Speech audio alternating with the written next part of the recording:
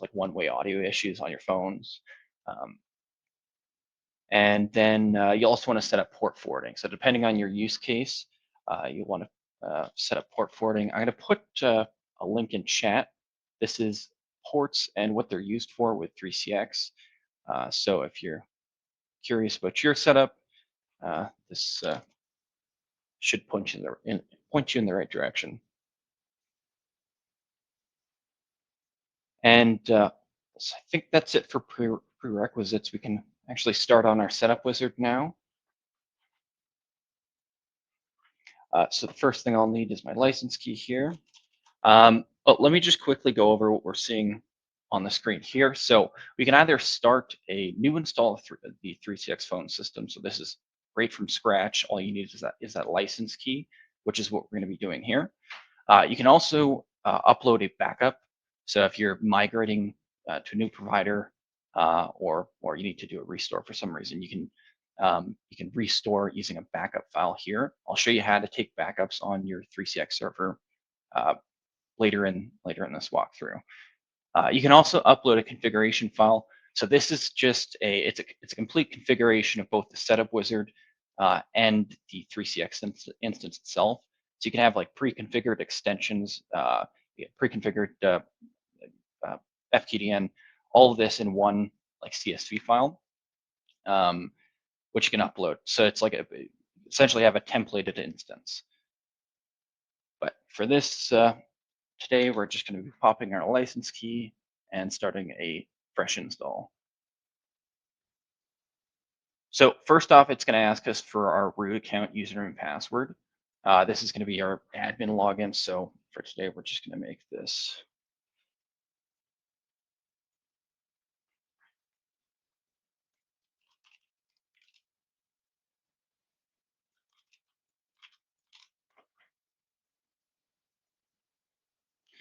Okay, so it's going to ask us here if we want to select select a public IP, select the default public IP, or if we want to enter our public IP manually. This is correct, so we're just going to use that default. Here's where we can select the type of public IP. So if you want to use a dynamic, we can select that here. Like I said, there would be downtime when that IP changes. We use a static IP, so that's what I'll select here. And here is where you can choose whether you want to use a 3CX FQDN, 3CX supplied FQDN, or if you want to use a custom FQDN. If you're using a custom FQDN, you'll have to manage certs. So just keep that in mind. 3CX for 3CX supplied FQDN, that's all managed for you. You never have to worry about certificates or renewing or anything like that. One of the big things on using the 3CX FQDN is it's much easier to utilize the enterprise failover. In the event that you're using your own FQDN, you'll have to configure your own post and pre-fail scripts to update your DNS. 3CX does that for you using their FQDN.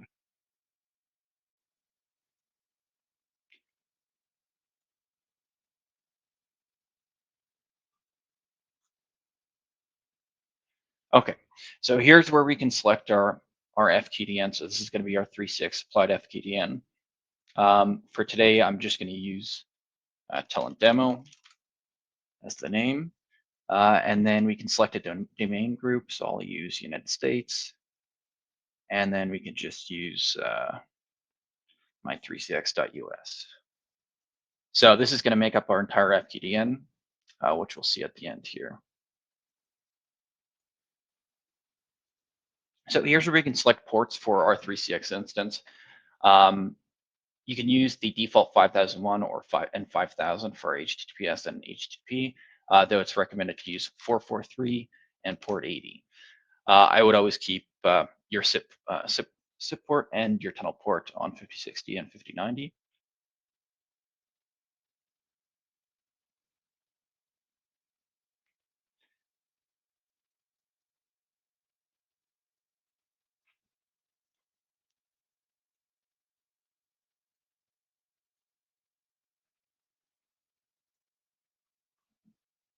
Sorry, just give me 1 second here.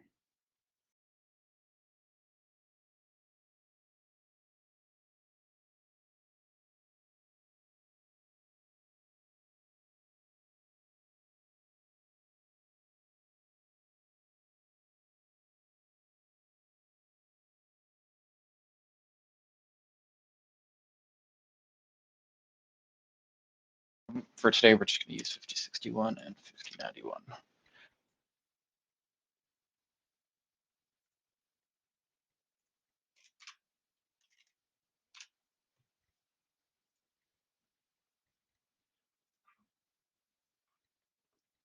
Okay, so if you want to use an internal FQDN, you can select that here. You have to use a DNS server.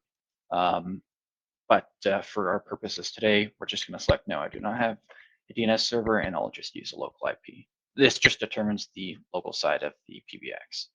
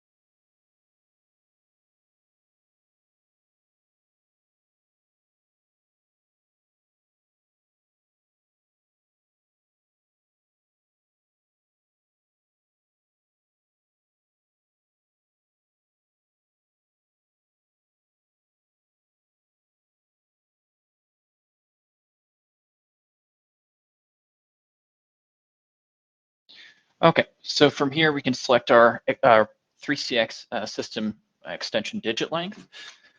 This can't be changed at all after you've configured your 3CX instance. So even if you take a backup and restore, you still can't change your extension digit length.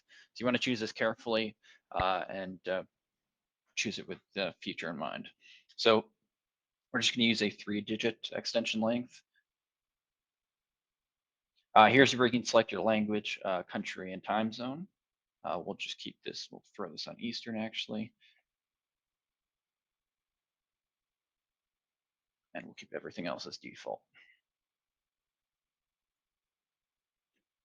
So this is going to be the system owner extension. So this extension will have system owner rights by default. You can change that later if you want.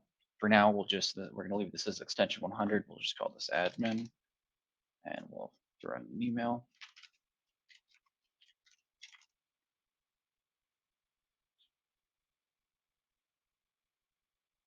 We can also choose our voicemail number. By default, this is going to be the last extension in your digit length. So we chose 3 digits, so that's going to be 999, and that's fine. We'll leave that. Here's some security settings. So you can change this later too. This will allow outbound calls to these countries only. So right now we have United States and Canada selected.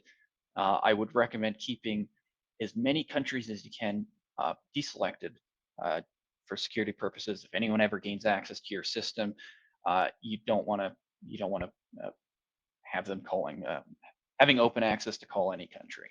So keep as many disabled as you possibly can. For today, we're just going to keep US and Canada enabled.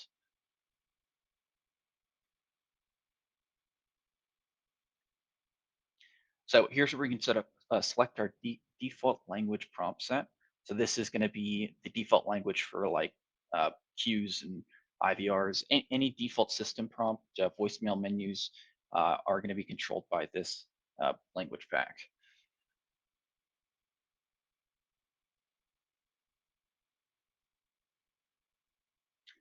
And we're just about at the end of the installation wizard. Uh, After this last step here, we'll actually start on the configuration of the PBX itself.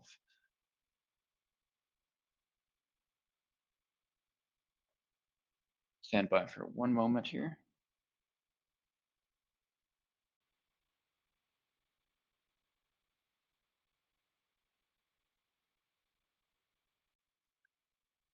Chris, it seems that you forgot to purge the existing install. If you need to, go ahead and pull up the Linux and show. I guess we can show everyone how to completely remove 3CX if it needs to be done, and you can just breeze through this again real quick. Okay, for sure. So it's a good learning experience. You guys will be able to see how to completely remove the 3.6 install without needing to create a new disk. Yeah. Okay. Yeah, just give me 1 second here.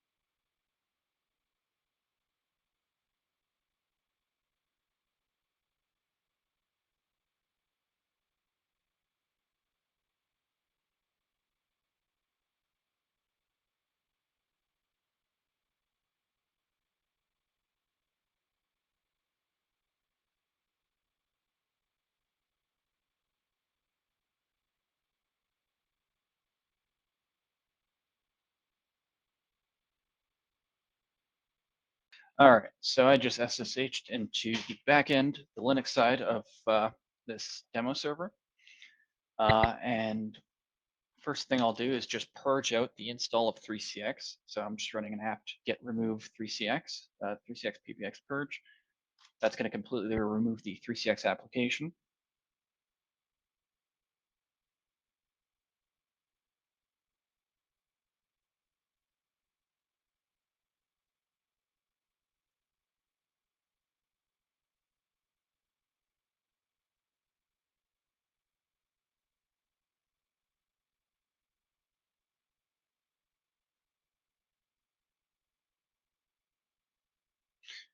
Okay, and then I can just reinstall 3CX with an apt get install 3CX PBX.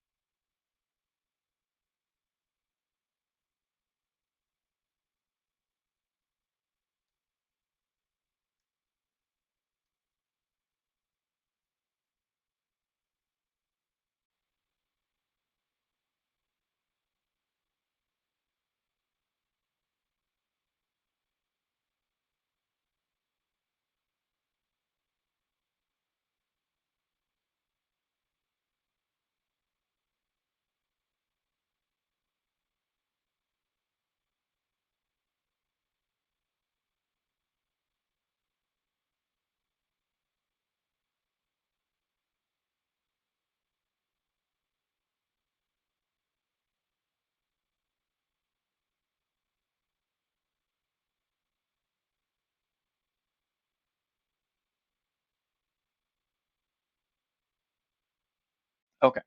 So previously, this is pretty much everything I didn't show you before.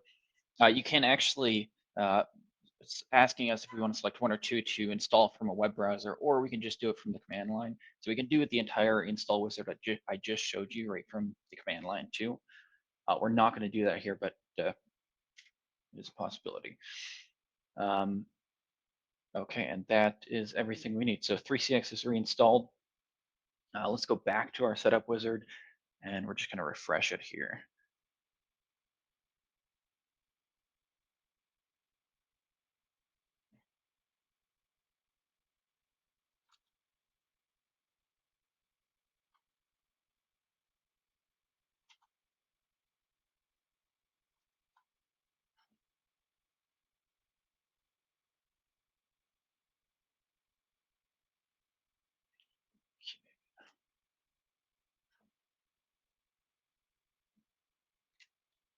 Okay, so back to the start. I'll go through this quickly this time. Um,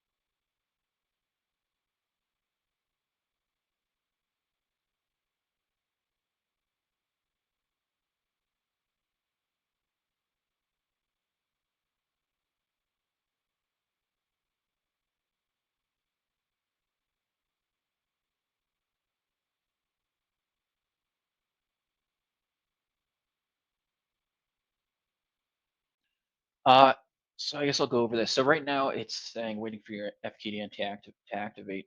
We didn't actually select an FQDN though.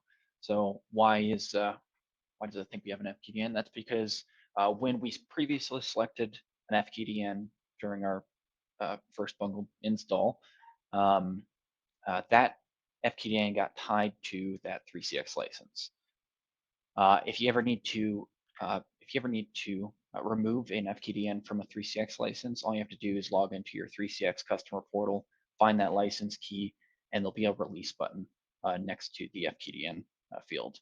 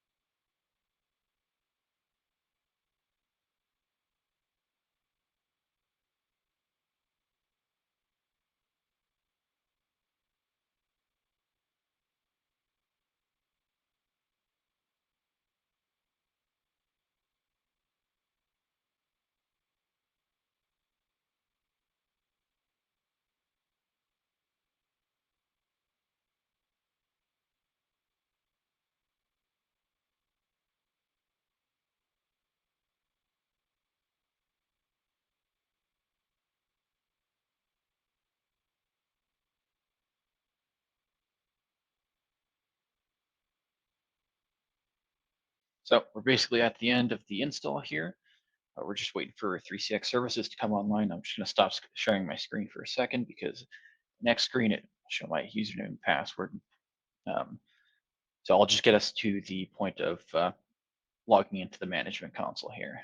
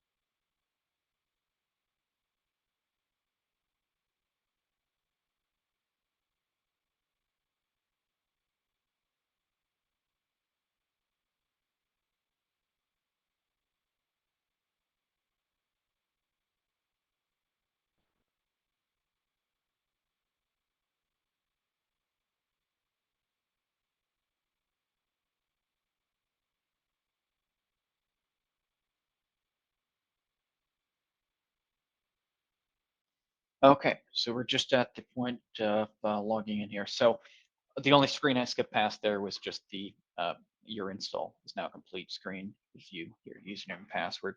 Um, so we can just go ahead and log in now with the correct password.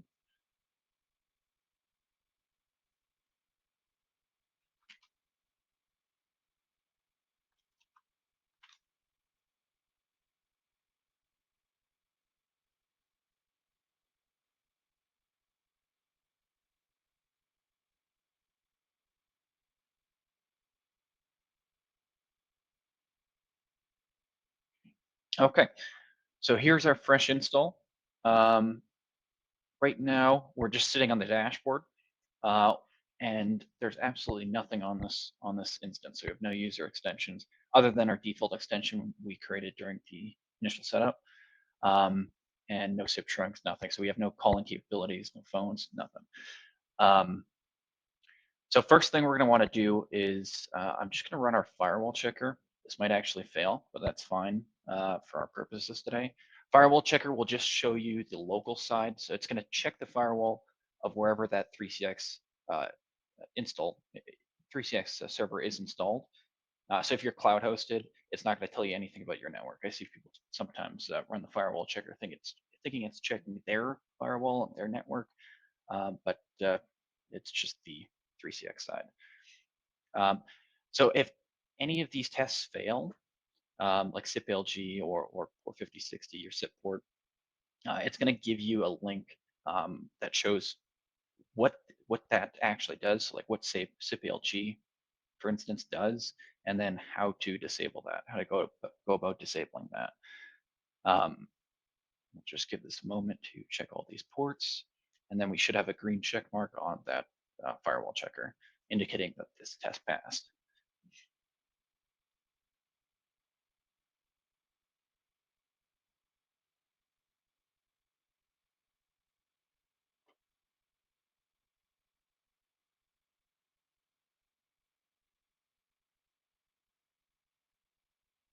Another thing I'll note here is that anytime you run the firewall checker, it's going to take down services temporarily while that runs. Firewall checker should take no more than a couple minutes.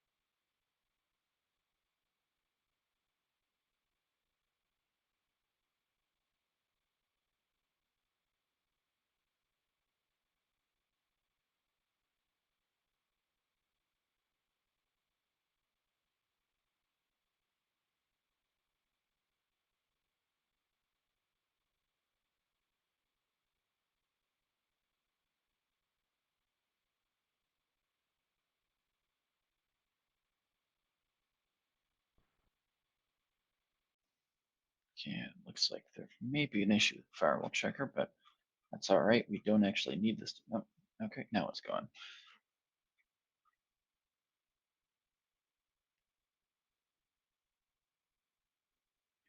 Looks like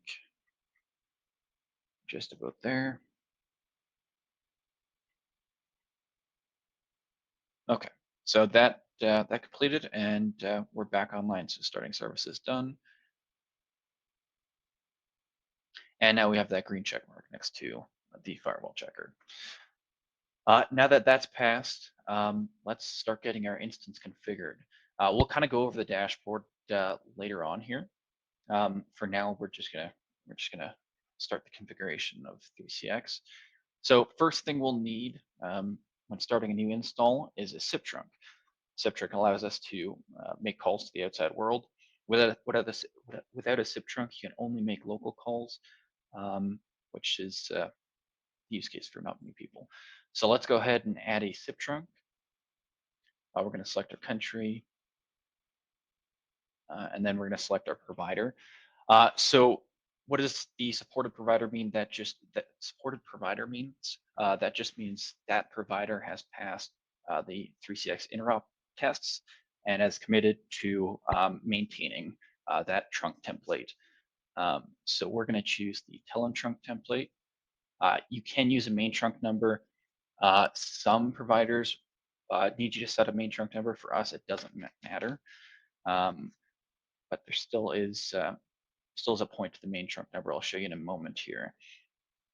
So for any 3CX SIP trunk, 3CX supports both registration-based and IP-based SIP trunking.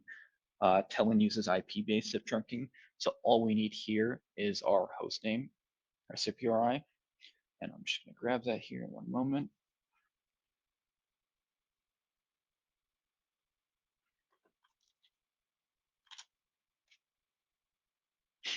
So if you want to set up a registration-based SIP trunk, you just need to punch in the authentication data that your SIP provider gives you.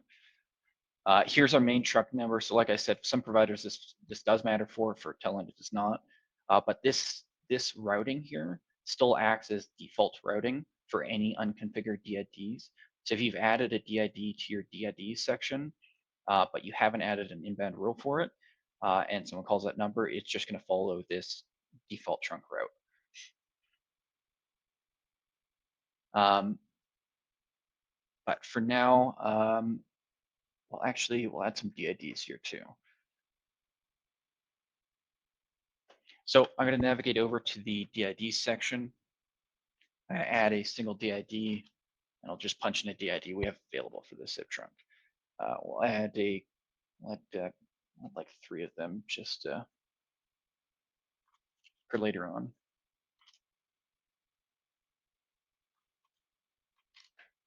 Okay, so we got 3 numbers set up under this trunk. We can also add a default caller ID here. I think we'll actually go into caller IDs more later on.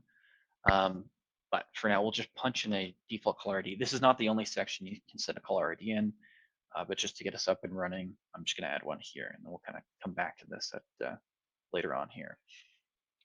Okay, so we've gotten our SIP URI added to our Telin trunk template. We've added our DIDs, and we can just save that now. This trunk is actually up and running. So as I said, so that default trunk route, that's going to be what's routing these numbers right now, because we have not set an inbound rule. We're actually going to get into inbound rules in a minute here. I think what we'll start with is just adding some extensions and then provisioning some phones to those extensions. I have both a Yealink and a SNOM, Yealink T57W and a SNOM D785 that will provision here. So first off, we're just going to add a couple of extensions. I'm going to go into more of like the user settings and everything later on. For now, let's just get this up and running. So I went to the users tab. From here, you can add any users you want. And this is what you're going to actually tie your phones to. So for our first extension, we'll just call this test 1. And then you'll also have to add an email address. And then just save that. And we'll add at least one more extension here.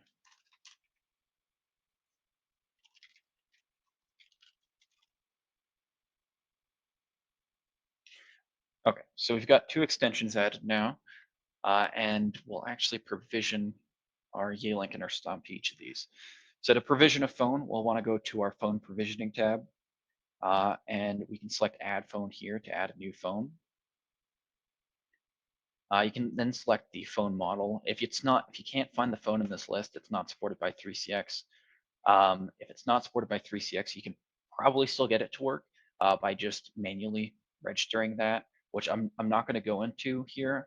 But you're essentially just punching in the registration data for the phone manually uh, instead of having the provisioning do that for you. Um, so from here, we're going to select our Yealink T57, and then we'll have to punch in the MAC address. And I actually have that open over here.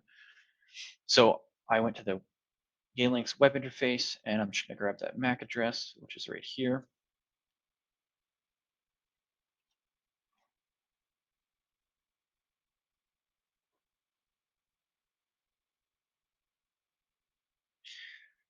Okay, so we've have the phone added. Right now, by default, the provisioning method for this phone is set to local LAN.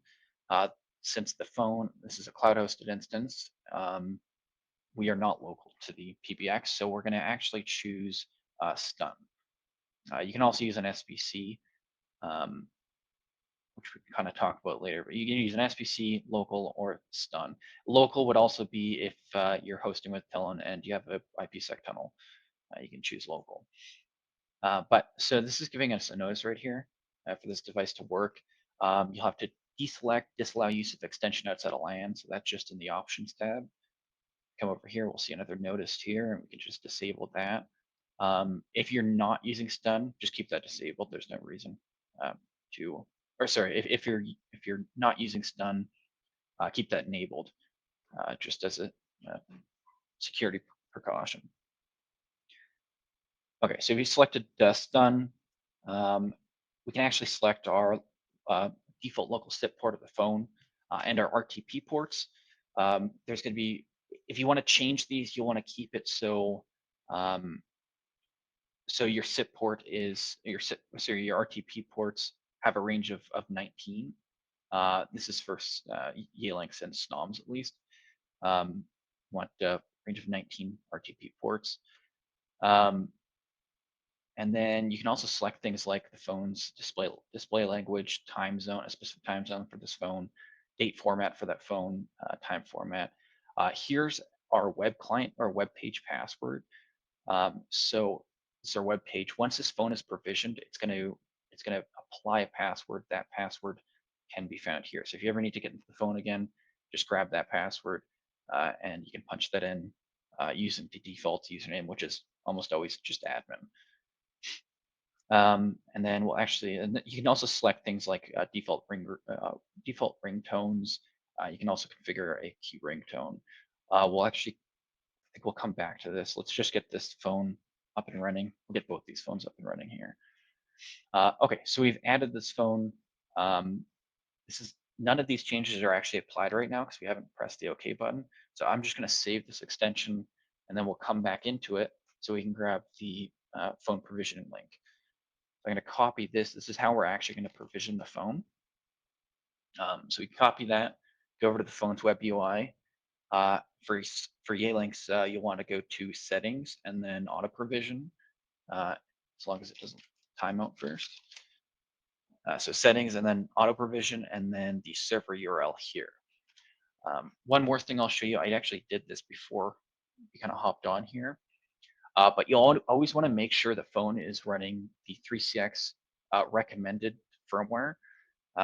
So for Yealinks, this is just under the settings upgrade section, and it accepts a ROM file here. So I'm going to show you this. Actually, I'm going to send this, put a link in our chat here. Just one second. that's going to show all the 3CX recommended firmwares for any supported phones.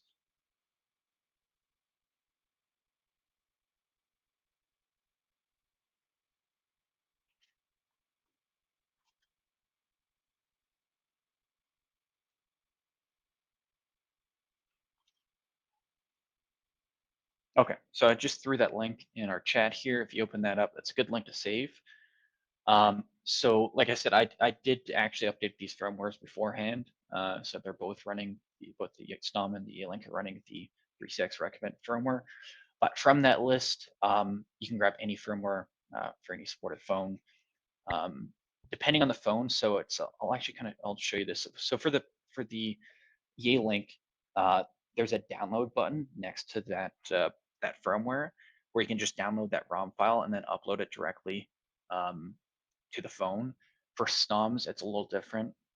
I don't want to jump around too much, but SNOMs, it's a little different. You'll want to just go to the software updates section, and then instead of downloading that firmware, you just right-click the download button and copy the link address from that, and then you can paste the link address here.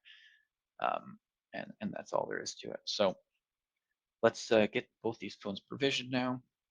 I've pasted in that provisioning link, and then I can just actually, I think I've saved that, but we can just reboot the phone now, and that'll auto provision. So we'll give that a couple minutes here. While that's provisioning, we'll actually get this other one provisioning as well. We're going to go over to our 102 test extension and add a phone and find the SNOM D785. And we'll punch in that MAC address too. This is found, you can grab that off the back of the phone, or you can just grab it, if you're on the web UI anyway, you can just grab it from the system information section.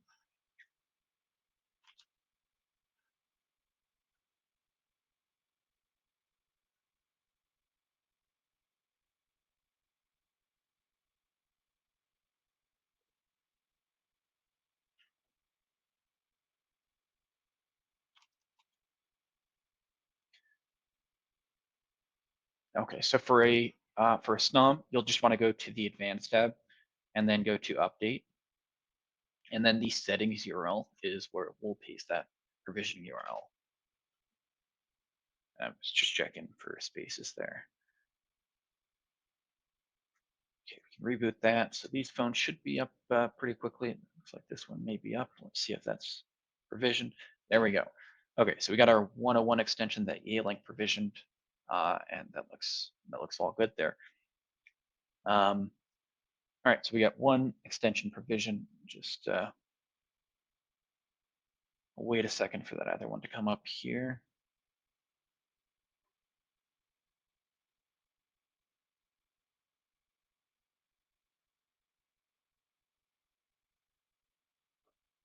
Okay, so while we're waiting for that, let's go into some of these user settings actually. So right from the general tab, you can do a few things. So you can change the first name, last name, email address, anything like that. You can also set a mobile number. So if you want to do forwarding to mobile, you can set that number here, forward to an external number. You can also set an outbound caller ID here. We'll come back to the caller ID again because there's one more spot I want to show you first before we kind of go over caller ID. And then you can just see your web client info. You can actually view your password here. If you want to view the web client password for an extension, you have to go to the users tab, main screen here, and then you'd have to send yourself the welcome email for that extension, or send whichever email that extension is tied to. That'll contain the web client login info, and it'll also contain the 3CX app QR code if you want to scan that.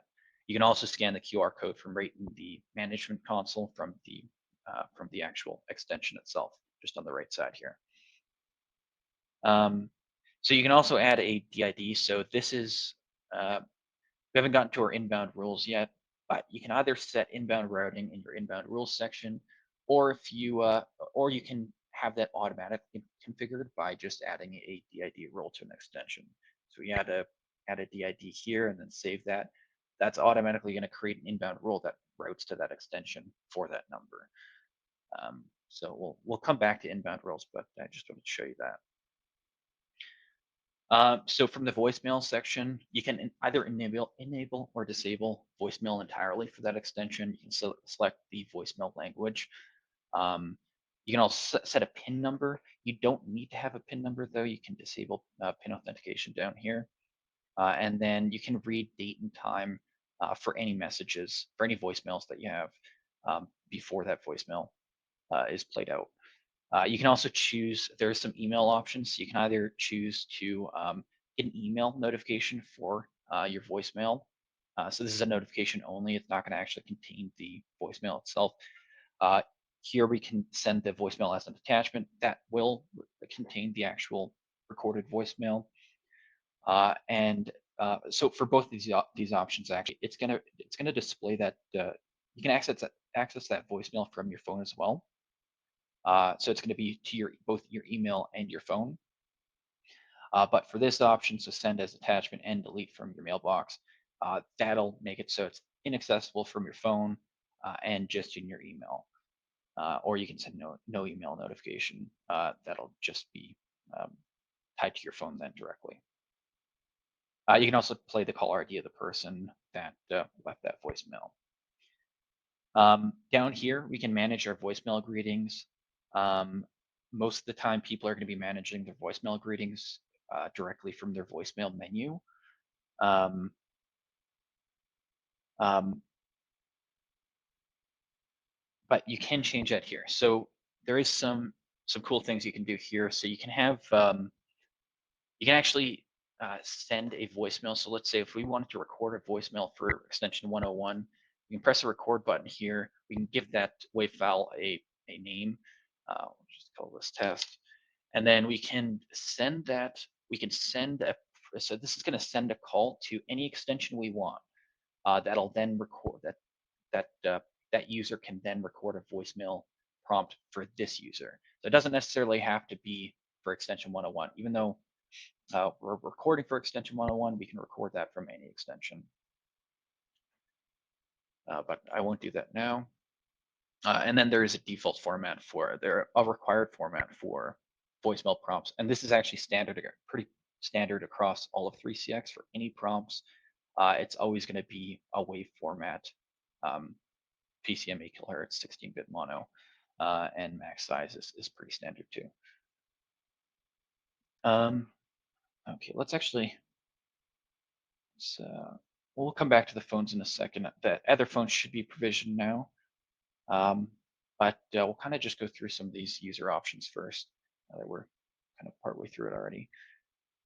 So from the forwarding rules section, this is going to determine what forwarding occurs when that extension is in a certain status. So this is saying if this extension is in the available status, then it's going to follow these forwarding rules for both. So this is the internal forwarding for any calls from other extensions, and this is the external forwarding for any inbound external calls. So what this is saying is when I'm in available status, if I get an internal call from another extension, it's going to ring me for 20 seconds before going to my voicemail box.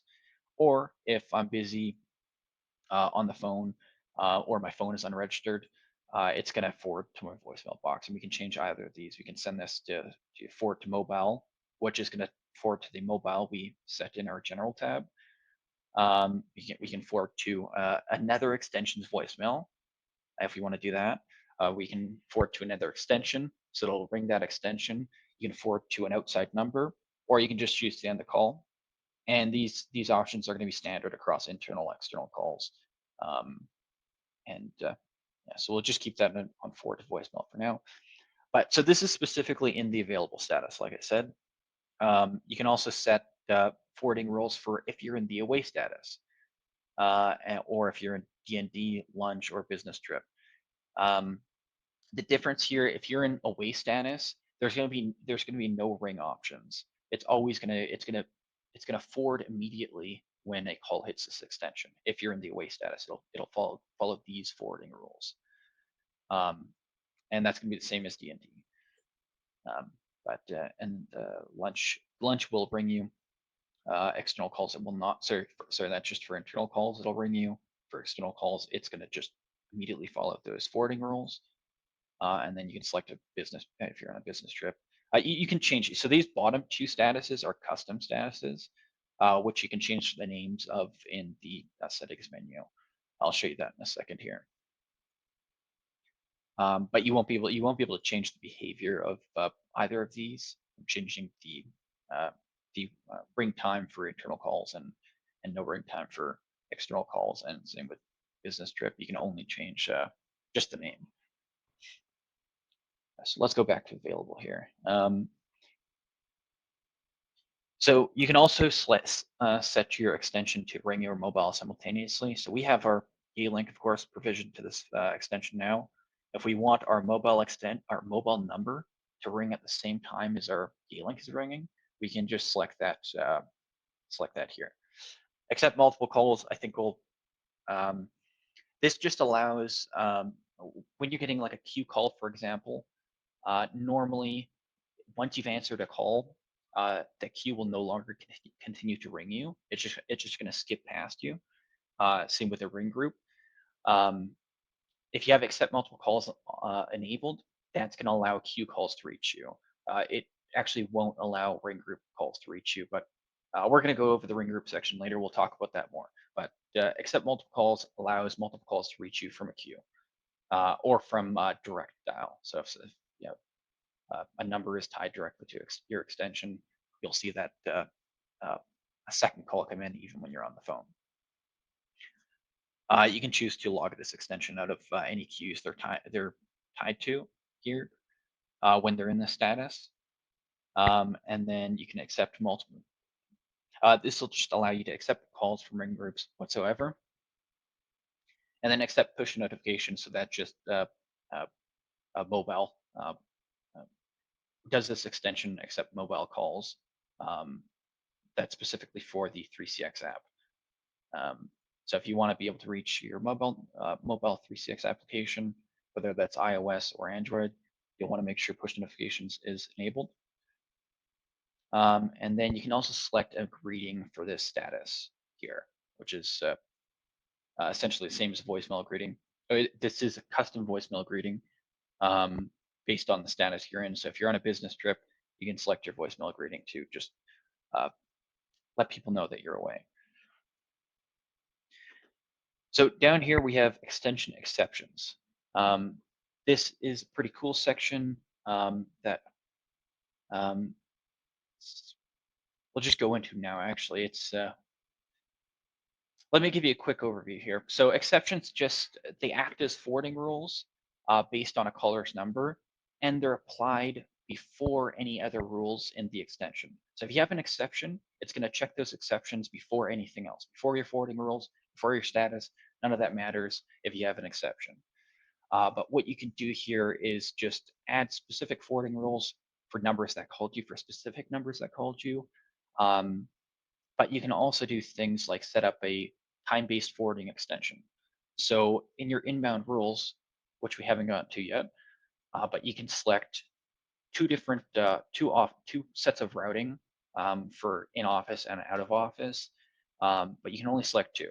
So if you need 3 or 4 different office times that have unique routing for each, you'd have to add you can do that with exceptions. So you can create a dummy time-based forwarding extension, and then say calls from caller ID. An asterisk is a catch-all, so it means any number, any caller ID that hits this extension, this exception will apply to.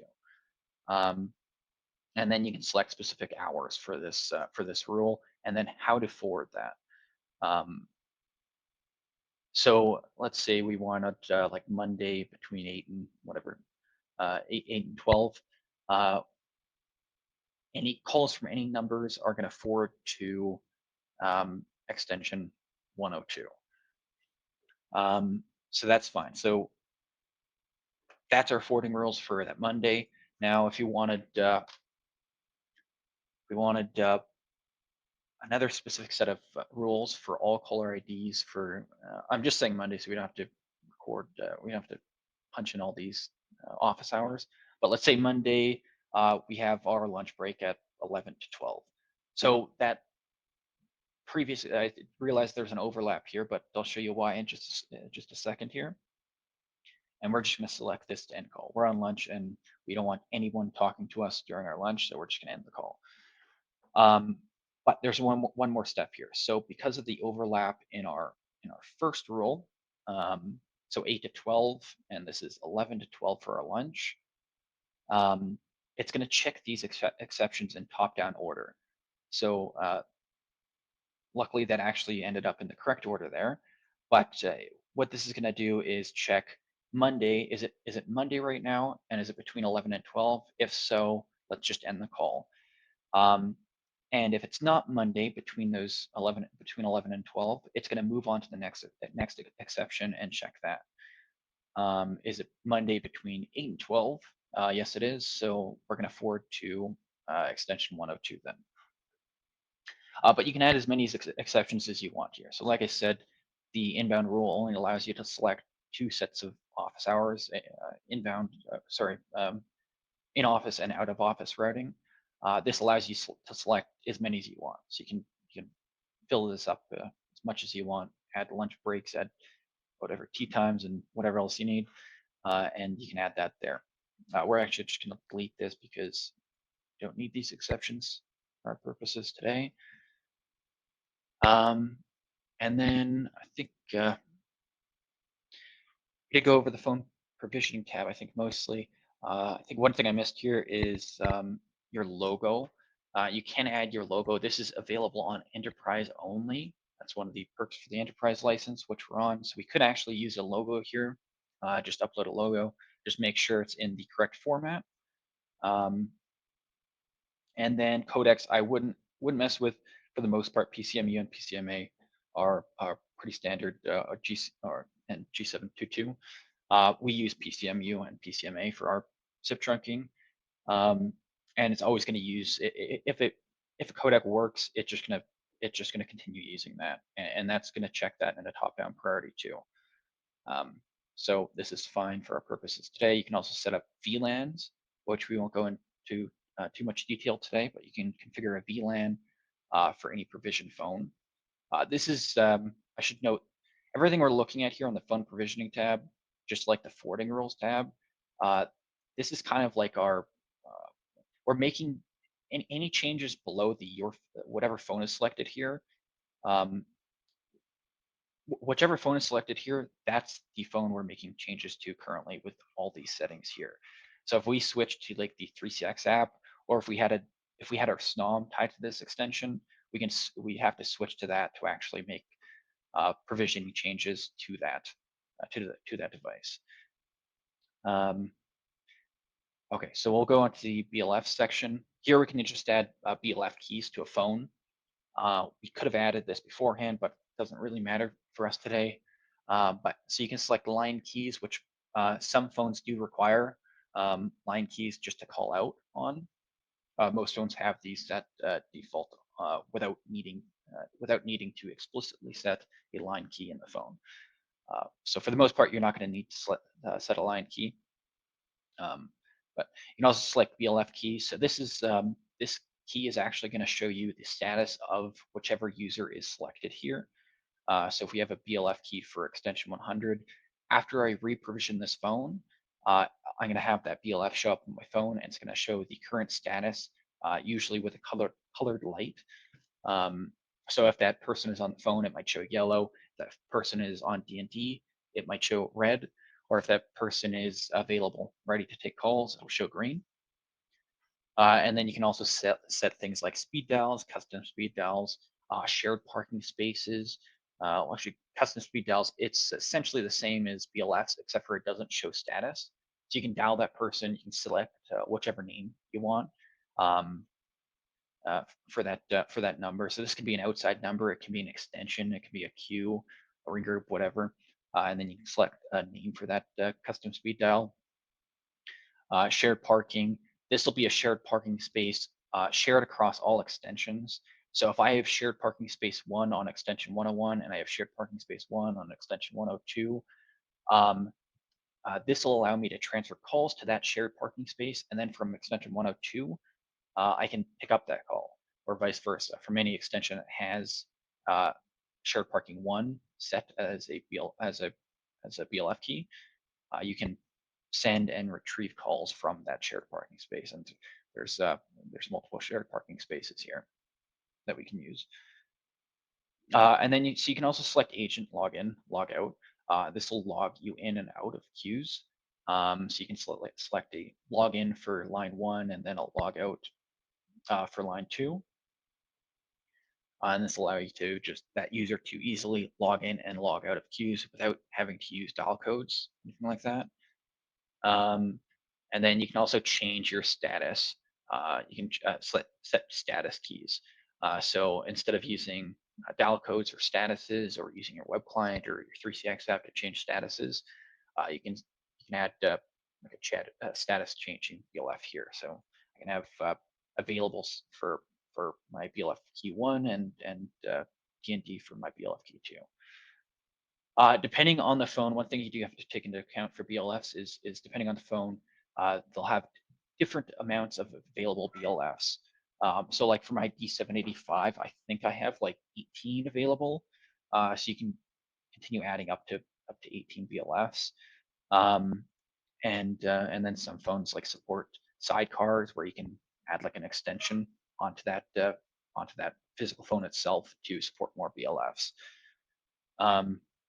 But for our purposes today, I think we'll just leave this as is. We'll leave this as default. We've already provisioned the phone. We don't, you don't need to, I can't even show the BLF. So we'll just move on from that.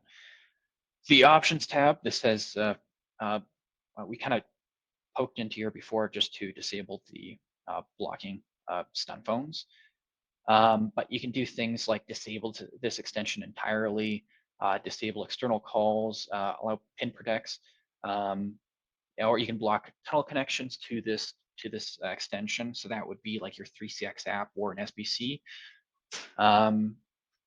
And you can also set up call recording here. So this would require professional or enterprise. You can choose to record all calls, external calls only, or disable call recording. And then, so this checkbox here allows the actual user to disable or enable call recording whenever they want. That would require an enterprise license, though. So actually just leave that disabled too today. So we'll actually get to, we can enable hot desking here. We're going to get into hot desking tomorrow in our advanced setup. So we're not going to worry about that at all today. Actually, we're not going to worry about, yeah, we can actually come back to some of this stuff, but yeah, we're going to come back to the rest of the options section tomorrow. So our final section in our users tab is the rates tab. And this will allow you to select users their rights level. So by default, any new extension is set as user, but you can make them a receptionist, group administrator, owner, system administrator, or system owner. Each of these will have different sets of rights. So we can actually view those rights, like what rights do a receptionist have? Well, they can intercom, park calls, and control an IVR. Like a system owner, for example, is going to have everything, including yes, they'll have everything. Same with the system administrator.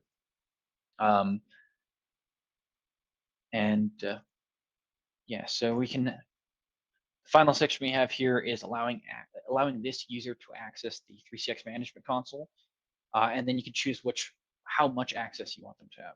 So by default, if we just allow access to the management console, this user can log in and just manage their own extension. So they can like manage voicemail, they can record prompts, they can change caller ID, things like that. But you can also allow them to manage extensions they're in a group with. I haven't shown you extension groups yet, but I'll show you that after. You can also allow them to manage all extensions. You can make them like a full system administrator, so they can manage SIP trunks and do general system administration, phone system administration, and view things like reports, chat logs, call logs, and recordings, and allow them to download recordings. But all this is, is only if you want to enable that for that specific extension.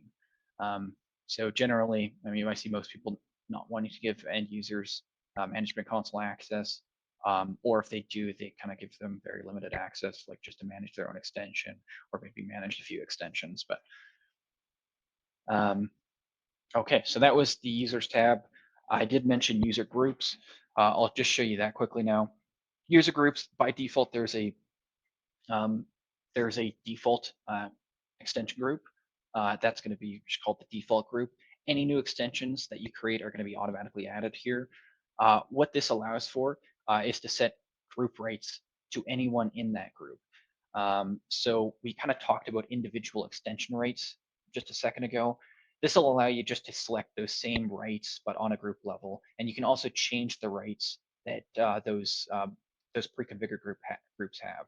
So if you want to change the manager to be able to do anything they want, then any managers will have that ability.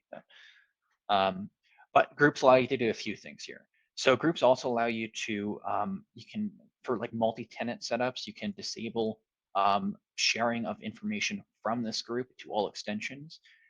So in other words, that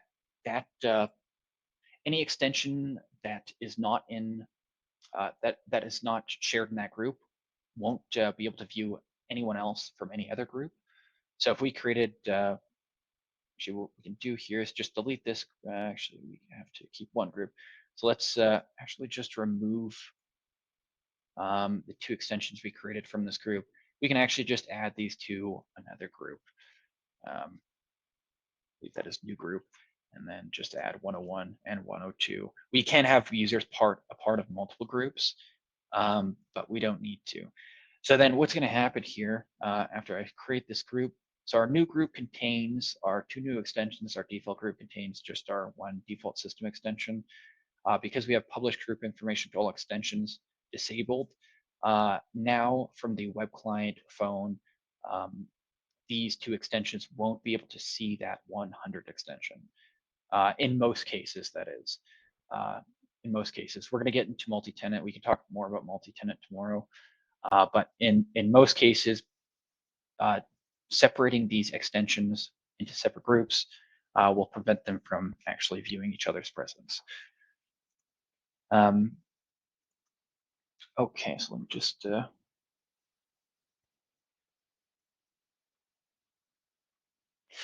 okay, so let's actually get into starting to set up some routing here.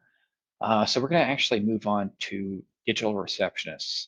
So I know we got our two user extensions with our phones provisioned now. We have our SIP trim configured. We don't have inbound rules configured, but we're going to come back to that once we actually create some destinations for those inbound rules. But for now, we'll go to digital receptionists. So what is a digital receptionist?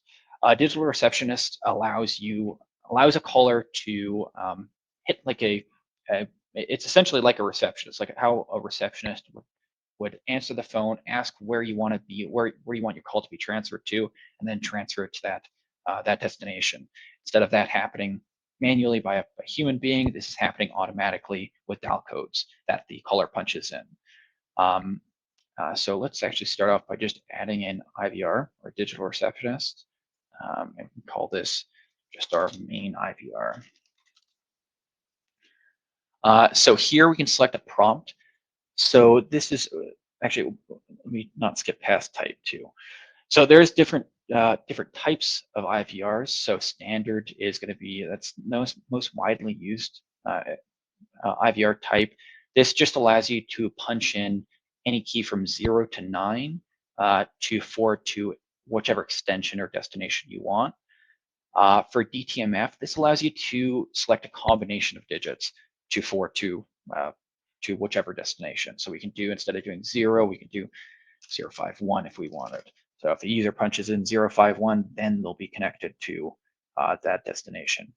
And then we're not going to go into too much into launch scripts, but you can add like a custom script to handle your IVR forwarding.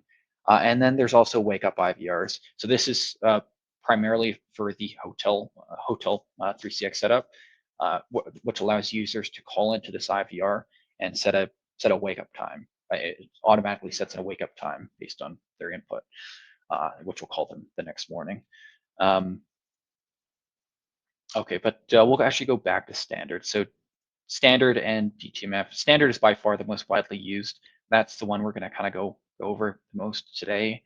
So next up, we can select a prompt. This is what's going to be played when a caller hits this IVR. So generally this prompt, you'd want this prompt to go over the dial options that you have. So you can say, hey, this is whichever, this is Telin systems. If you want to reach support, press 0, and then we can have 0 connect to a queue or a ring group that is our support queue or ring group. And then option 1 can be our sales, and option 2 can, we can say if you want to leave a voicemail, we can transfer that to a voicemail, but that can all be recorded. That should all be recorded in our prompt, just so callers know what key to input. And then you can also select your digital receptionist default language prompt here. Okay, but let's get more into options here. So if we leave this as nothing, that's pretty self-explanatory. That key is going to do nothing. Select end call. Pressing that key will end the call. You can connect directly to a user extension. This is also going to include, so like 999 is a voicemail extension. 700 is our, I believe that's our default IVR. No, what is extension? Whatever, we'll come back to that. So you can select any extension you want here.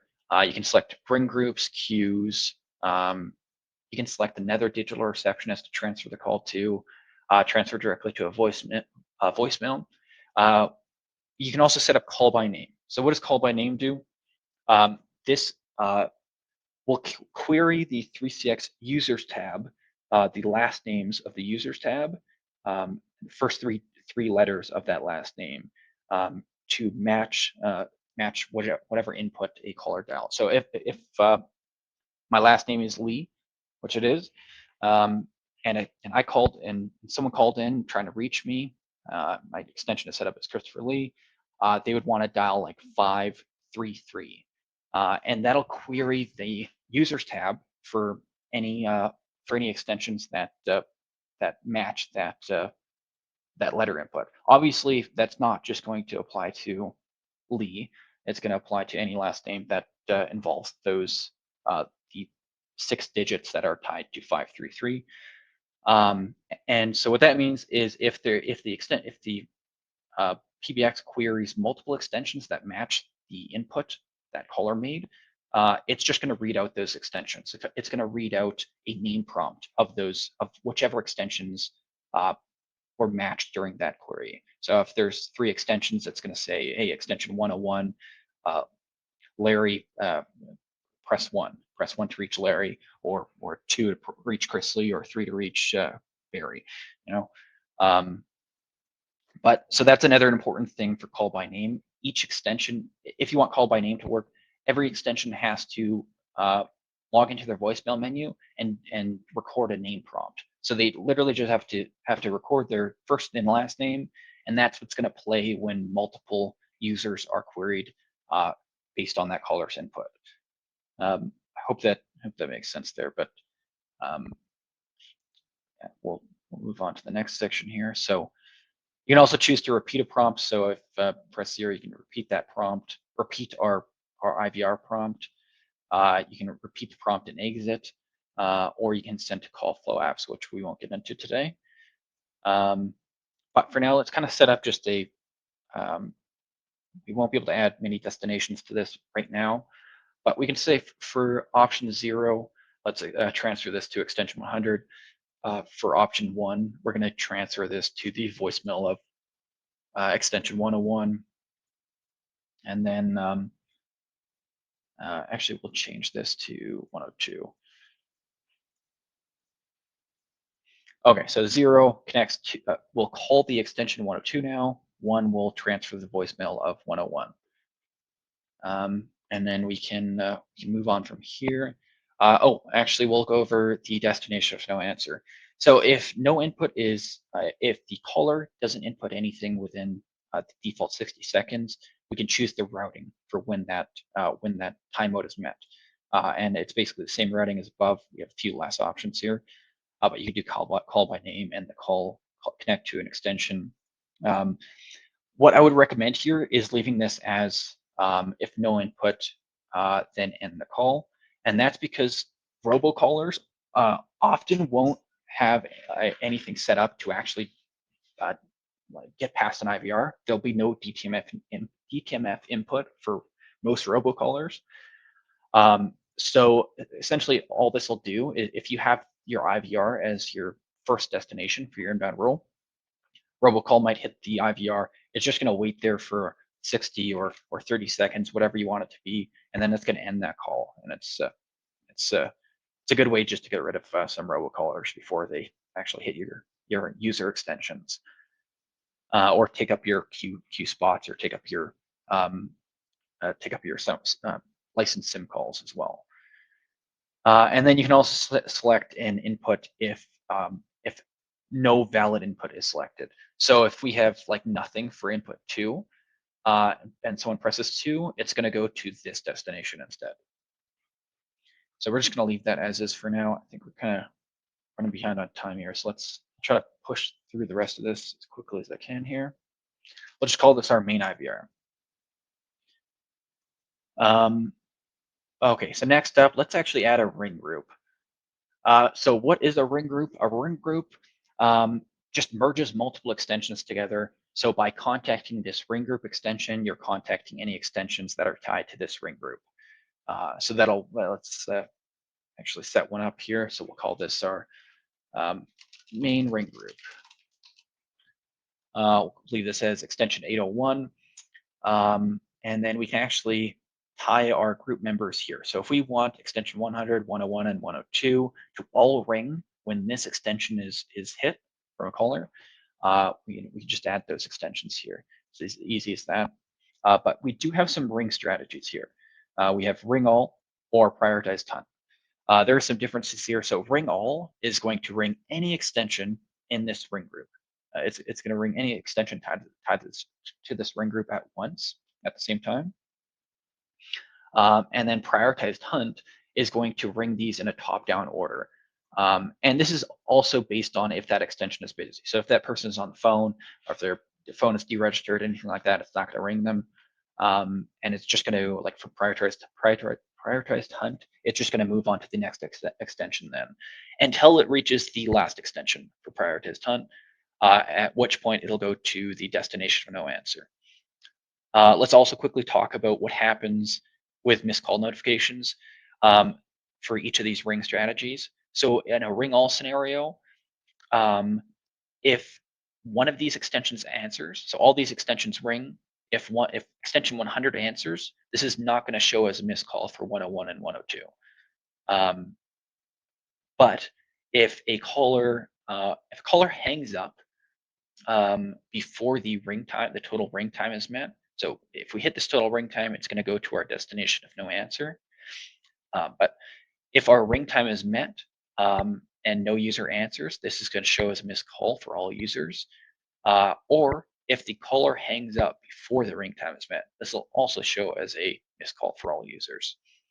For prioritized hunt, it's a little bit different. So if a call comes in, hits extension 100, 100 doesn't answer, but 101 does, it's only going to show as a missed call for the extensions it's already rung, the extension it rung and was not answered. So 100 will see a missed call, 102 will not, because it was not rung. And that's about it. So what we're going to do here is just set this to a ring all. We're just going to get a few. We're going to get our ring group call queue and a digital receptionist set up, and then we can set up some inbound routing, and that'll actually be it for today. So we got probably 10 minutes left here. Okay, so we're going to leave the destination if no answer like that. We've set our actually we can remove 100 because there's no extension, there's no phone tied to it. Then we can save that. I'll also quickly go over paging groups. So paging group, this works the same as a ring group, but instead of having two-way audio, there's one-way audio.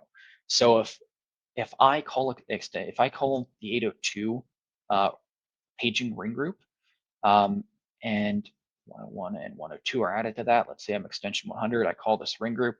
This is going to send a call that's auto answered by these users' phones, and it's going to be one-way audio. So I can talk to them, they cannot talk to me.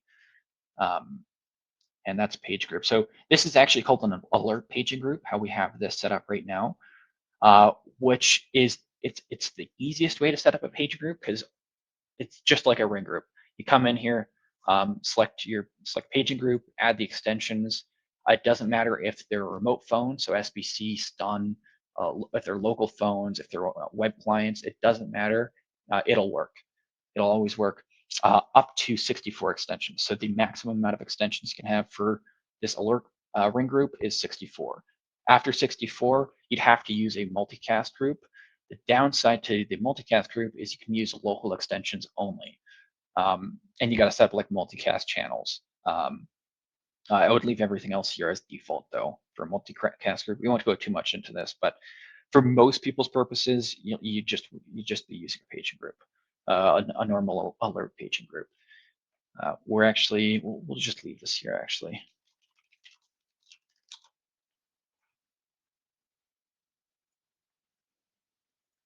Oh, okay. So that notification is letting us know we have not set a dial code for paging.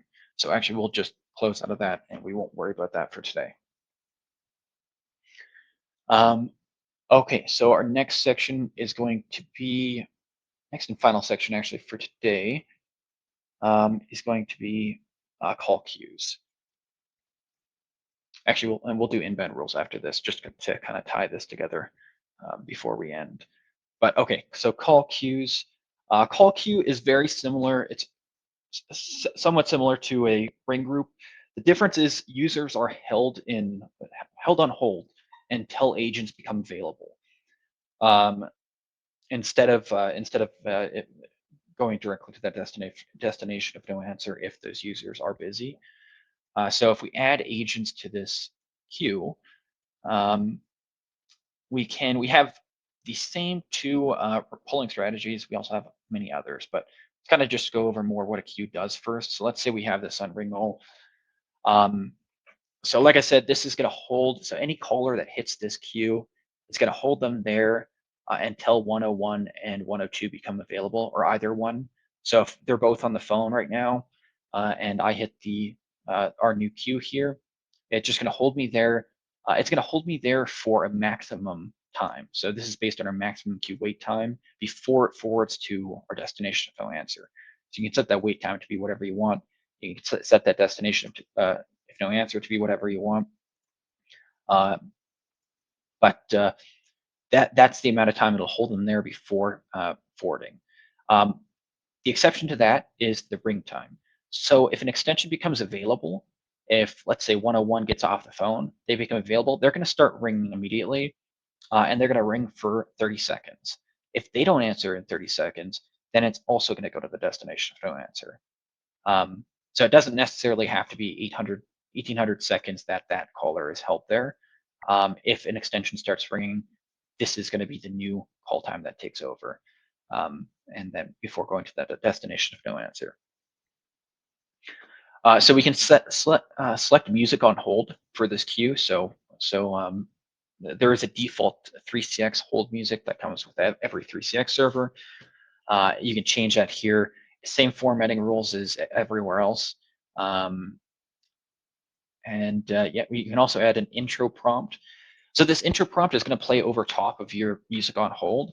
So I have seen people use like an intro prompt as your music on hold before, and it doesn't work because the music on hold is just going to play over and over again. If you have like a 10-second intro prompt, that intro prompt is just going to be playing over and over again. So make sure not to set that as your music on hold.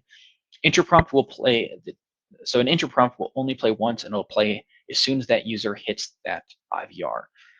It won't necessarily play that entire prompt. If you have a very long prompt, a 60-second prompt, and an agent becomes available, it's not going to play that whole prompt. So if you have an important prompt that you want callers to hear, you want to make sure callers hear, you want to make sure to select play intro prompt entirely before calling agents.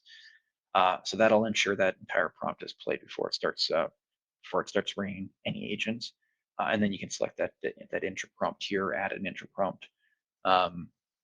And I guess I should mention too, for anything like this is standard. Like I showed you in the voicemail menu for that extension, you can record this prompt from any phone you want as well. So you can send this as a call, as an automated call to any phone, record that on your phone, and then there's like some recording options it'll read off to you as soon as you get that call. But once you're done recording that, you'll actually see that prompt show up in your available prompt list here. But okay, so we do have an option here to announce the queue caller position, the position of the caller. So if they're in position 2, that's going to read them off every 60 seconds that they're in position 2. They have 2 callers ahead of them. And then you can select the language through that queue. So this is also important. So the queue language, if you have a large system that has callers from multiple countries using multiple languages, you can set up multiple queues that have different queue languages. So you can have unique queue languages per queue. But kind of gone over some of the options here. These options are going to be mostly the same across all polling strategies. I don't think we'll go into these polling strategies today. You guys already know what prioritized hunt and ring all do, but a lot of these are pretty self-explanatory. Hunt random just pulls random extensions from a random location. Round robin just does this. This round robin will remember the last extension pulled and then pull to the next one. Longest waiting will pull the extension that's been off the phone the longest. Least talk time, and continue on here. Skill-based. I guess the one thing I will show you here is skill-based routing. Sorry, I'm just trying to get through this before we're out of time. But skill-based routing, ring all. This will allow you to select skill groups for different users in that queue. So I can, and it's whichever the lower skill group is pulled first. So if I had 101 as my skill group 1 and 102 as my skill group 2, it's going to pull 101 first before pulling 102. You can have multiple users selected per skill group 2, and that's going to bring like both 101 and 102, and then you can add 100 here, and that could be skill group 2. So it's going to bring 101 and 102 at the same time first. If they don't answer or they're busy, it's going to move on to our skill group 2, which is extension 100. But let's just change this back to ring all for now. And then we can check out the advanced section. So in the advanced section, we have features like queue callback.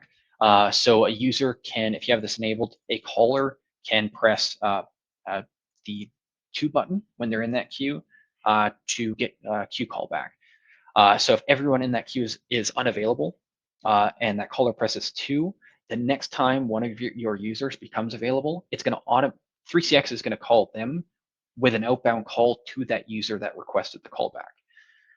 So it's super easy and it's pretty convenient for callers.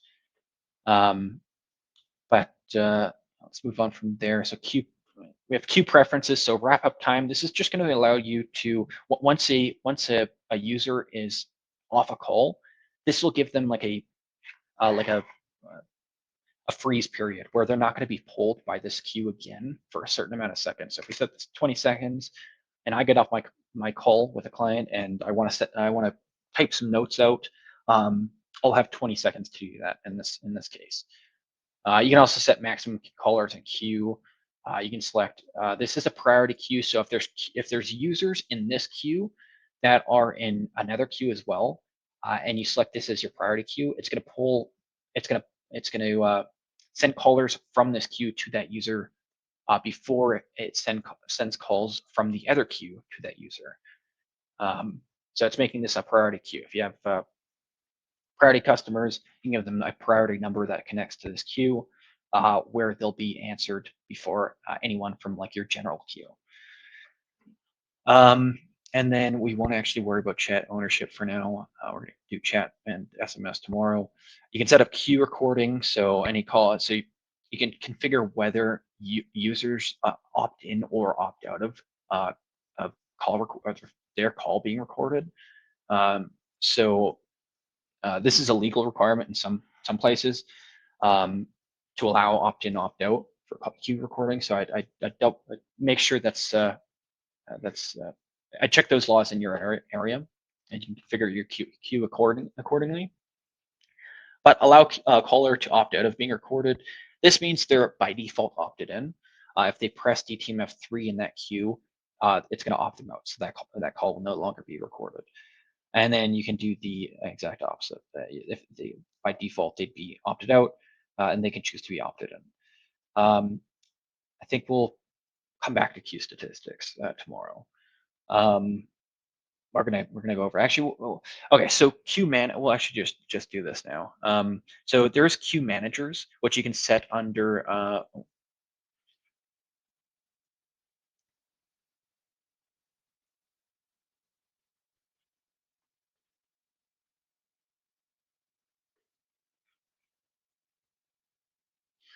So you can set queue managers under the notifications tab here. This will allow that queue manager to see things like queue statistics. So least talk time, total talk time, average call waiting for this queue. That queue manager or managers will be able to see that. And then you can reset these statistics from here. But you can actually select the queue manager from here. So I want my admin extension 100 to be the queue manager. They can now see all those queue statistics for this queue. And then you can select which kind of, you can select notification emails that these queue managers receive. So like when SLA time is breached, when a callback is made, when a callback fails, or when a queue call is lost. And that's it for queues. So let's just save that, add a name as well. Oh, actually, one thing about the name I'll say is when users receive a call from a queue, they'll actually see that queue name show up on their phone on the incoming call. So if we set this to our main office or main support queue,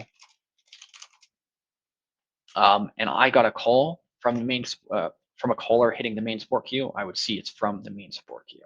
See that name here. So the name is actually important for the queue. Okay, so we've set up digital receptionist, ring group, a call queue, our SIP trunk, our phones, our users. Let's set our inbound rules. Actually, we got two more things I want to quickly do here just so we can get calling up and running. So I'm going to kind of power through this. We can select our inbound rule. We did mention this earlier a little bit, but if we added the ID rule here, we can select which number, which we've previously added to our SIP trunk DID section, we want to configure routing for. So we're going to call this our main line, and this is going to go to extension, to our IVR extension. And we'll select, so we have two destinations, which I mentioned earlier. I was going over exceptions, user exceptions, is we have in-office and out-of-office routing. These are controlled by your default office hours, which I'll show you quickly in a second here. Or you can also set up specific hours for this specific rule, which are applied over your 3CX system's default office hours.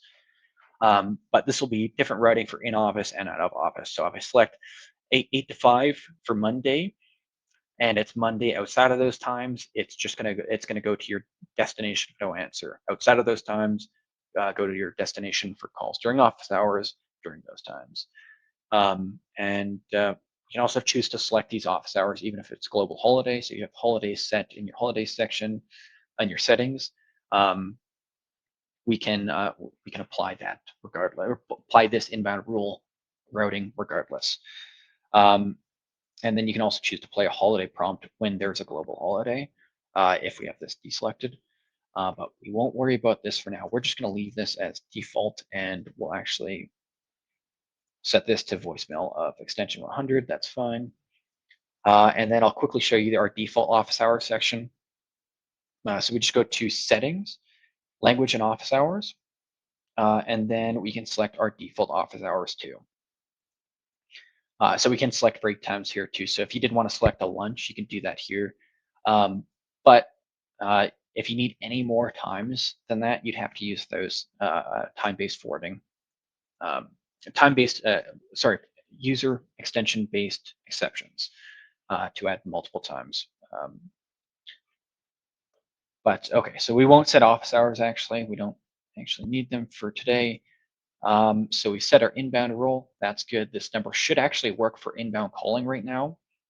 It's going to go to the extension IVR 800, which actually doesn't have a prompt. That's fine. Our IVR, let's say we hit 0. That's going to connect to our 102 extension. Actually, we'll connect that to our queue. And then we'll just make a test call at the very end here. So connect to queue, that's going to be our main support queue, which has all of our extensions in it. Okay, so inbound rules set up. Inbound calling should be working. The very last thing we'll have to set up to get calling completely working is our outbound rules. So let me just.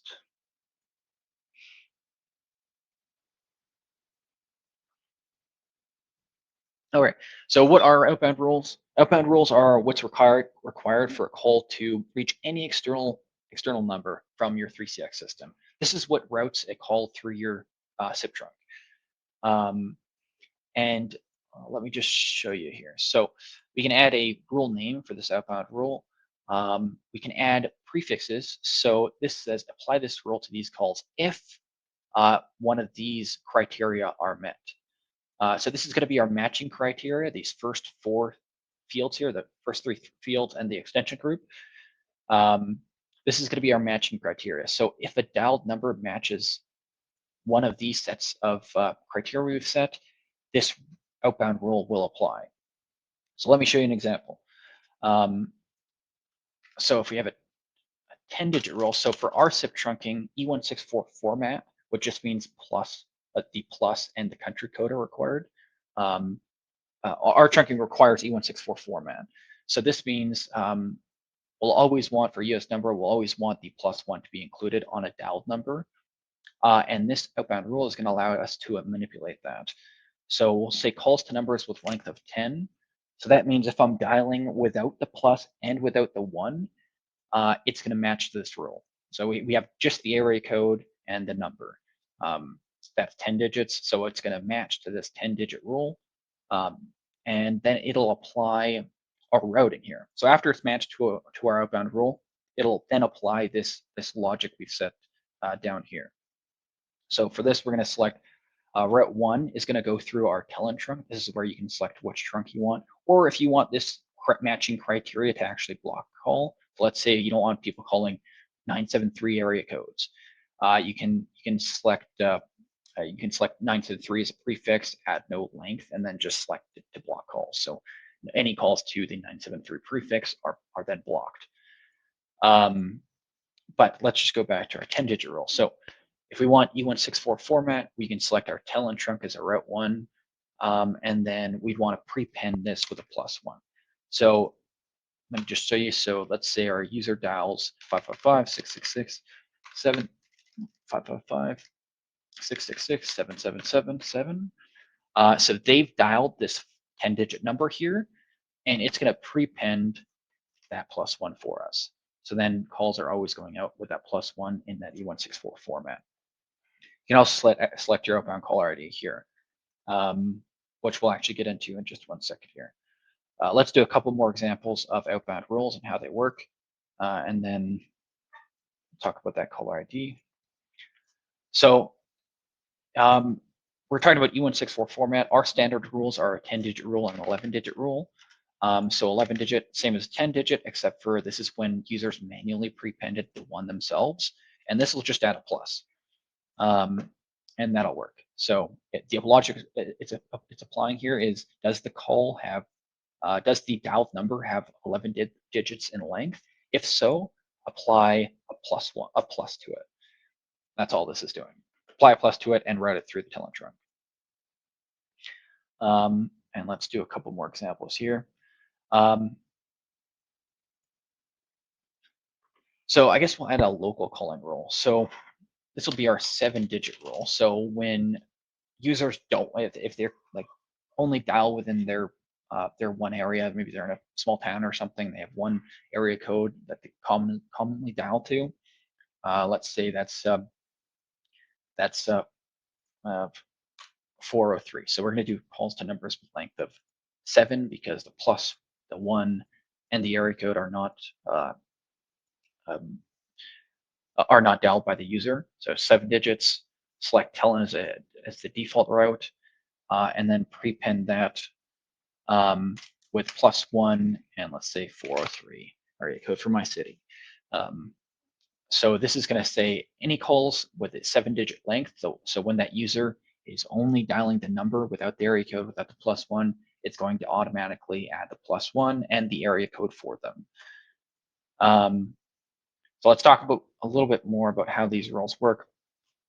So other options you have for setting up rules are actually, so you can, I talked about a block call rule. Actually, I'll show you this here.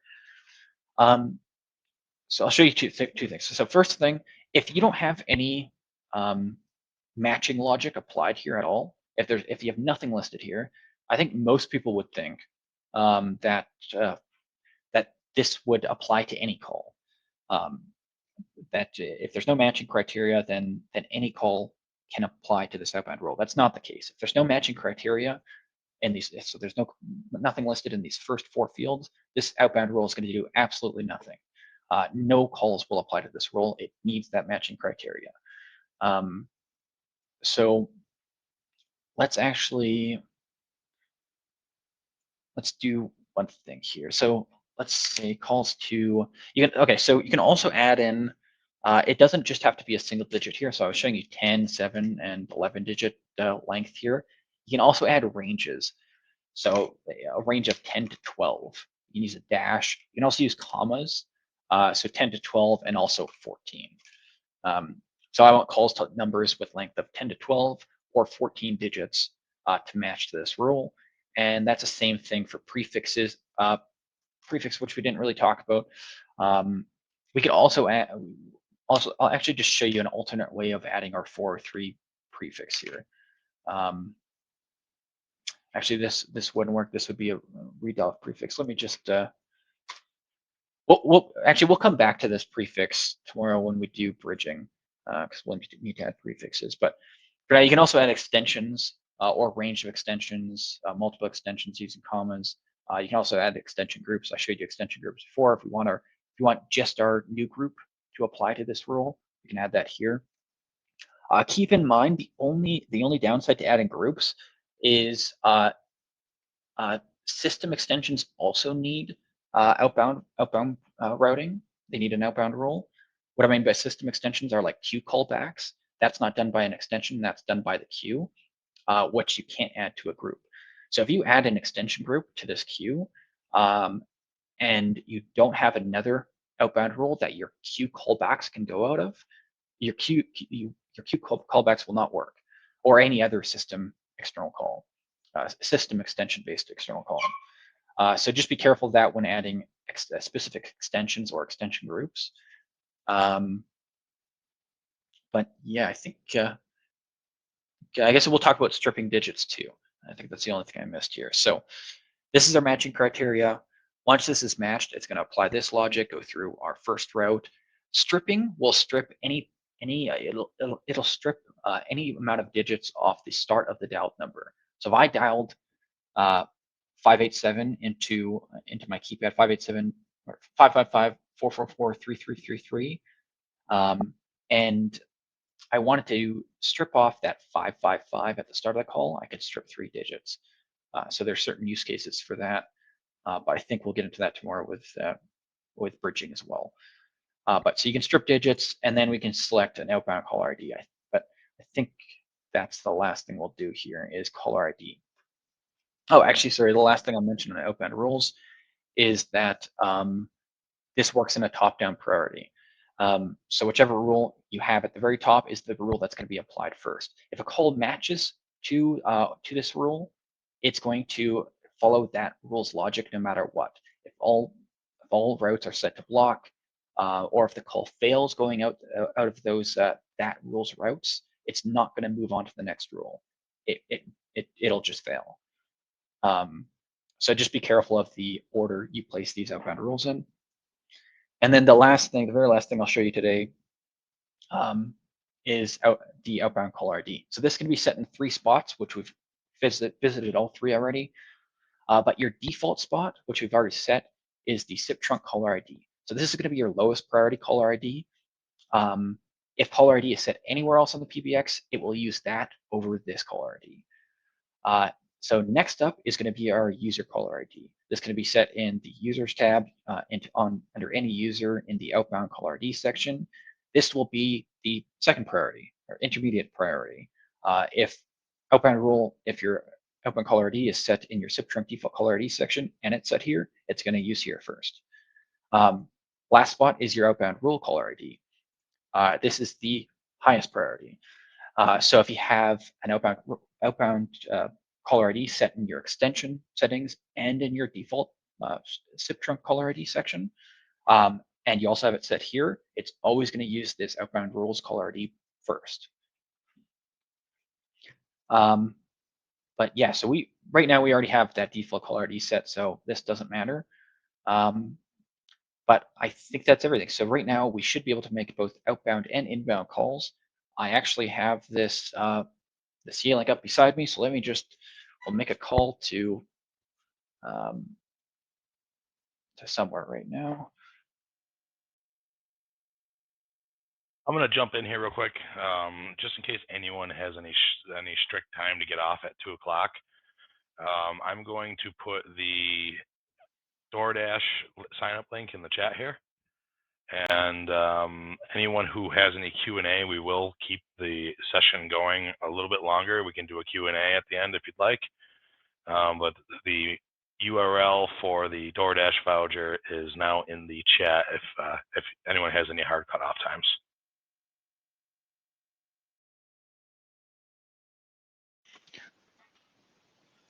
Okay. So what I'm going to do actually here, so I'm just going to call our Telin number here.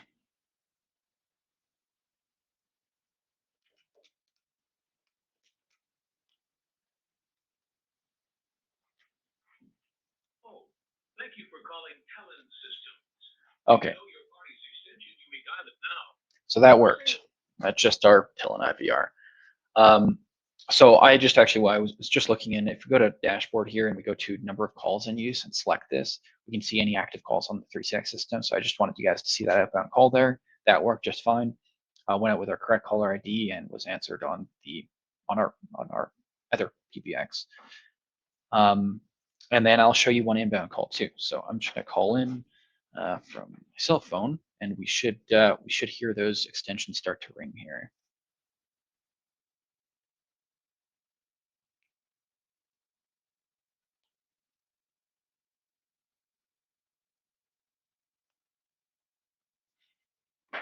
Okay, so I'm calling this 604-229 number right now.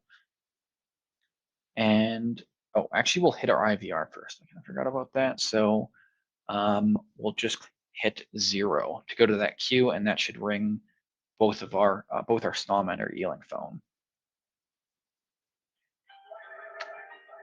And there we go. That's both phones ringing. Sure you can hear both those. But okay, so we've set up our PBX, gotten through the setup wizard, set up extensions, set up our STOM and E-Link, set up inbound routing, outbound routing, IVRs, ring groups, call queues, and our SIP trunk. And I think that's pretty much it. Everything we're going to go over today. Tomorrow we're going to have our advanced section, the rest of our intermediate and advanced section, where we'll go over things like backups, reporting, security settings, and troubleshooting. And yeah, so we do have time for. I know we went pretty late here. We're supposed to be off right now, but we'll extend this just so you guys can ask some questions if you have any left. I know Josh has been answering some questions in chat, but if there's anything else you guys want to ask or want me to show you directly right now, we can go ahead with those now. Yeah, so anyone who has any questions, go ahead, raise your hand. I will temporarily unmute your mic. You can ask your questions if you'd like, and we'll go from there.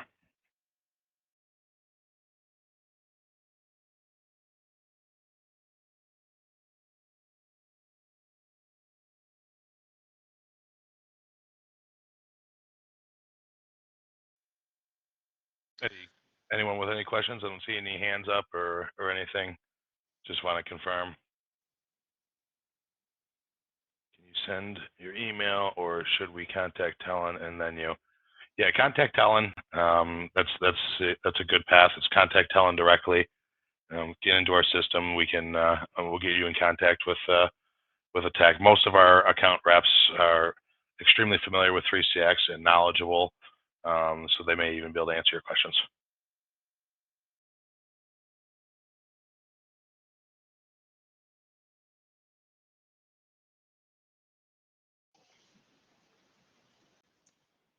Richard, I'm actually the COO over at Telin.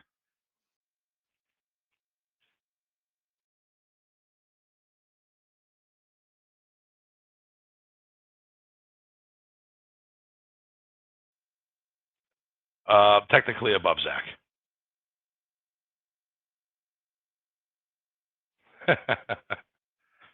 He's not on here, so. He's gonna be pissed off.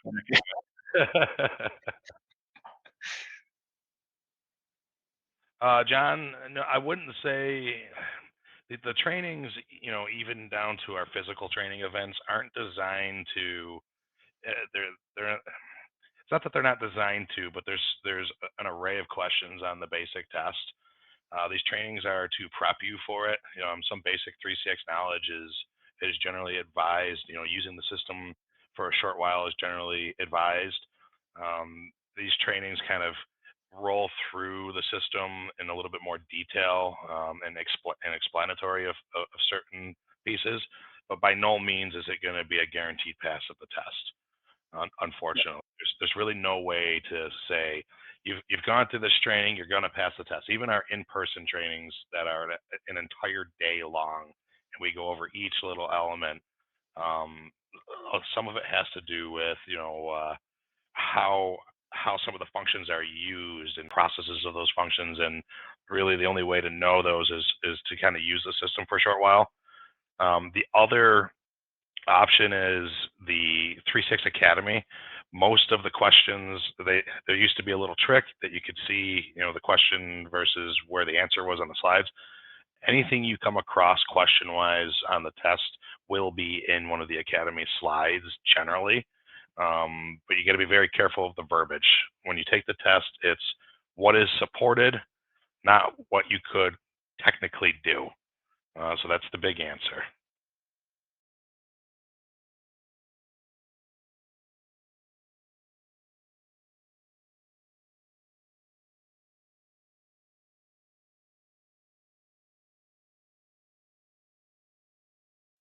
Jeff, you're correct. New tests are coming out.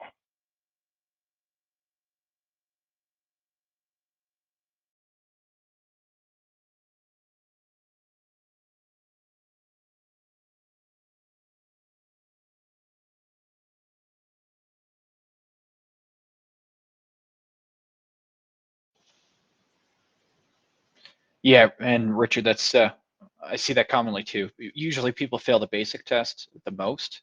I think there's more room for interpretation on the basic questions than there is on intermediate and advanced. Intermediate and advanced are more like technical questions, and there's uh, uh, usually not as much room for interpretation. So I actually think the intermediate and I think the advanced actually is the easiest, kind of counterintuitively, but.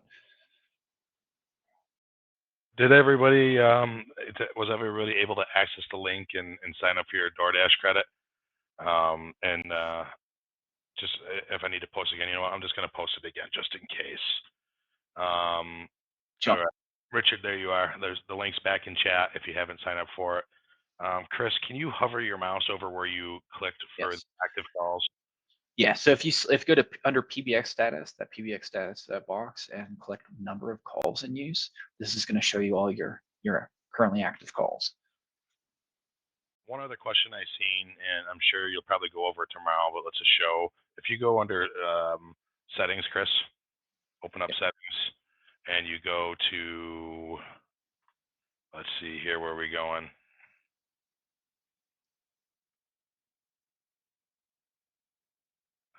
Where is it? Is it options? It might be options here. General, there it is. So, systems, it's under the system setting, system part general. Emergency numbers are configured here down at the bottom. These are the outbound rules for emergency dialing. So if you click add, you can set your route and the caller ID and one extension. So in this particular configuration, there's multiple caller IDs, and you can add extension groups or extensions based on where the extension or the extension group resides. That way you can define the phone number that has the proper E911 registration tied to it.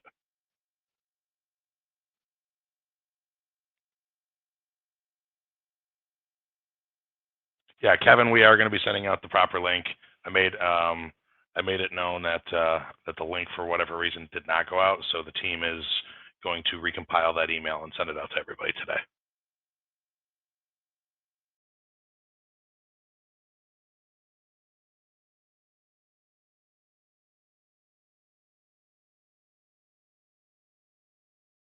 All right, I'll give a few more minutes here to keep the meeting live and open if you have any more questions. Yes, we will get bot desking tomorrow.